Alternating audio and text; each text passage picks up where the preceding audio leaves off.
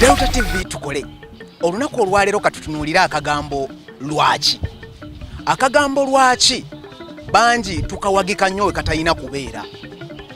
Bwe tuba twanukula ekibuuzo kyonna ekitubuuziddwa mu lulimi Oluganda, tetukkirizibwa kuteekamu kagambo lwaki. Oba buli sentensi yonna ekolebwa mu lulimi Oluganda nga eddamu oba ng'eyanukula kibuuzo terina kubaamu kagambo lwaki olw'ensonga nti emboozi eyo eba tefundikiddwa na kabonero kabuuza. Naye bangi mukitaputa bubi mubanga abavuunula okuva mu Lungereza okudda mu Luganda nga muluvuunula butereevu. Okugeza omuntu ayinza okukubuuza nti lwaki nayagala okwogerako naawe nga mwogeramu n'amuddamu nti yensonga lwaki ndi wano. Ekyo kikyamu. Yensonga lwaki ndi wano obanga addamu okumubuuza ekibuuzo. Naye mugambe yensonga endeese. Tuleme kwefaanaanyiriza abazungu aboogera oluzungu kuba oli yamubuuza nti I want to talk to you. Oli n'amuddamu that's the reason why I'm here.